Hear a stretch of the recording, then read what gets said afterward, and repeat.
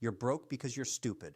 I don't care if that hurts your feelings. I care about your bank account, and right now it's pathetic. You know what the biggest mistake of your life is? Thinking you deserve things you can't afford. I'm Kevin O'Leary, and I've built companies worth billions by following cold, hard data, not emotions. Every single day, I watch people destroy their financial futures buying 5 specific things that guarantee poverty. 5 things. And you're probably buying at least 3 of them right now. But before I tell you what they are, you need to understand something. This isn't about being cheap. This is about being rich. There's a massive difference, and most people never figure it out. Let me be crystal clear about who I am and why you should listen. I've started over 20 companies. I sold my educational software company for $4.2 billion. I sit on Shark Tank and invest millions of my own money into businesses every single year. I know what works and what doesn't. And here's what I know for certain. Wealth isn't built by what you earn, it's protected by what you don't spend. The average American makes $2 million over their lifetime. $2 million.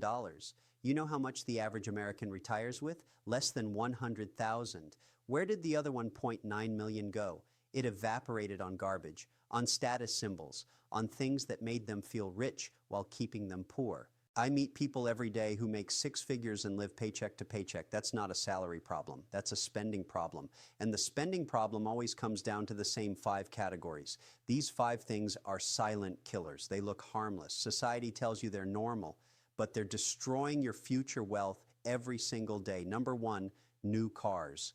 This is the single dumbest purchase middle-class people make, and they make it over and over again.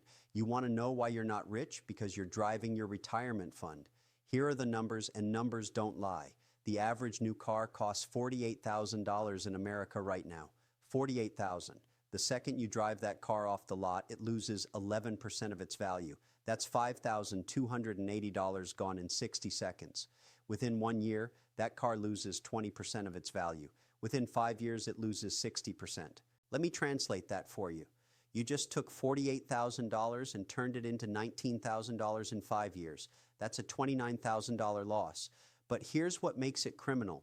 If you had invested that $48,000 in an S&P 500 index fund averaging 10% returns, in 5 years you'd have $77,000. You didn't just lose $29,000, you lost the opportunity to make $77,000. That's a $106,000 mistake. But people don't think like that. They think about the monthly payment.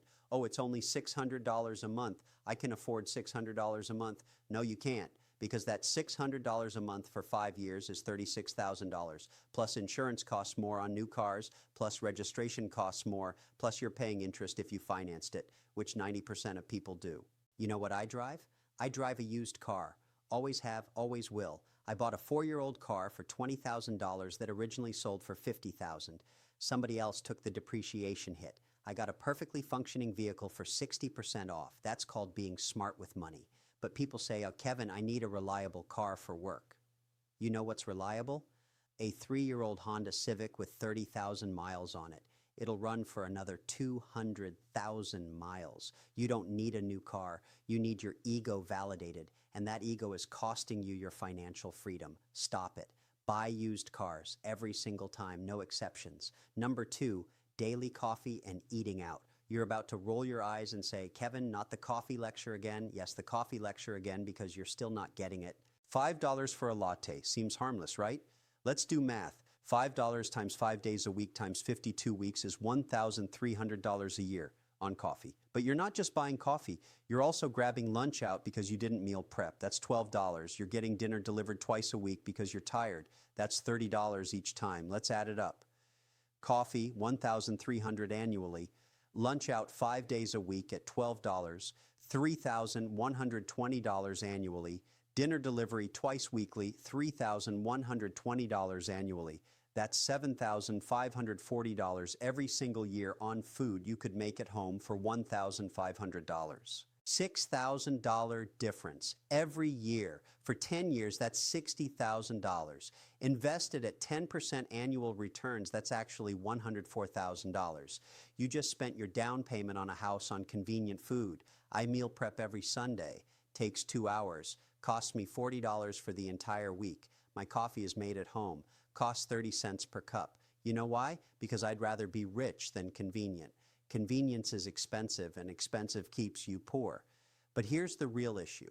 It's not about the money you spend, it's about the habit you build. When you spend mindlessly every day on small things, you train your brain that money is disposable. It's not. Every dollar you waste is a dollar that can't work for you.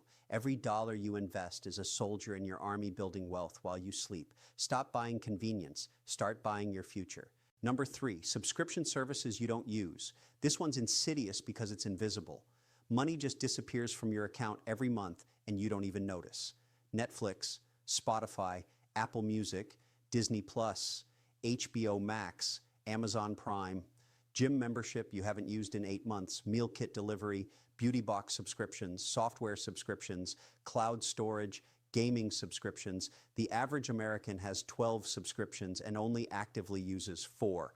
Let's be conservative and say you're spending $200 a month on subscriptions. That's $2,400 a year. Over 20 years invested at 8% returns, that's $118,000. You just subscribed away a 6-figure retirement account. Here's my rule. I audit every subscription quarterly. Every 3 months, I look at my bank statements and cancel anything I haven't used twice in that period. If I'm not getting value at least 8 times a year, it's gone. No sentimentality, no, but I might use it eventually. Gone. You don't need 7 streaming services. Pick one, rotate every few months if you want variety. You don't need a gym membership if you're not going 4 times a week minimum. Do body weight exercises at home, free. You don't need meal kits when you can buy the same ingredients at the grocery store for half the price. But people keep these subscriptions because of loss aversion. They think, I paid for the whole year, so I should keep it. That's sunk cost fallacy. The money's already gone. Cancel it now and stop losing more money next month. Every subscription is a small leak in your financial boat. 1 leak won't sink you. 12 leaks will. And while you're bailing water, wondering why you're not getting ahead, you're paying for services you're not even using. Audit your subscriptions today. Cut at least half. Watch your net worth start climbing. Number 4, brand new phones and tech every year. This is pure manufactured desire disguised as necessity. Apple releases a new iPhone every year. Samsung does the same, and like clockwork, millions of people line up to spend $1,200 on a device that does exactly what last year's model did. You know what changed? The camera got marginally better. The processor got slightly faster. Differences you won't notice in daily use. I use my phone until it stops working. Period. Not until the new model comes out. Until it physically breaks. My last phone lasted 4 years, saved me $3,600 by not upgrading every year. That's $3,600 that went into dividend-paying stocks instead. The same applies to laptops, tablets, gaming consoles, smartwatches, all of it. Tech companies have convinced you that last year's model is obsolete. It's not. It works perfectly fine. You're not a tech reviewer. You don't need the latest specs. You need to check email and scroll social media. A 3-year-old device does that flawlessly. Here's the truth. Upgrading tech constantly is a status signal. You want people to see you have the latest thing. That's ego spending. Ego spending is the enemy of wealth. Every time you buy new tech you don't need, you're choosing to look successful over being successful. Stop confusing the two. Number 5, luxury items you buy for status. Designer clothes, expensive watches, luxury handbags, bottle service at clubs, first-class flights, 5-star hotels, all of it designed to broadcast wealth you don't have. I know people making $60,000 a year wearing $3,000 suits. That's financial suicide. Your clothes should cost no more than 2% of your annual income. If you make $60,000, that's $1,200 total for your entire wardrobe, not one suit, your entire wardrobe. But people buy luxury to feel wealthy. Feeling wealthy and being wealthy are opposites. Wealthy people don't need to prove anything. They have financial statements. Poor people need logos to convince others they're successful. Rich people need assets to actually be successful. Here's a stat that'll blow your mind. 80% of millionaires buy their cars used. 70% shop at Walmart or Target for everyday items. They don't care about brands. They care about profit margins. That's why they're millionaires. I wear a $10 t-shirt when I'm not on camera. I fly economy on personal trips. I stay in 3-star hotels. You know why? Because nobody's paying me to be comfortable.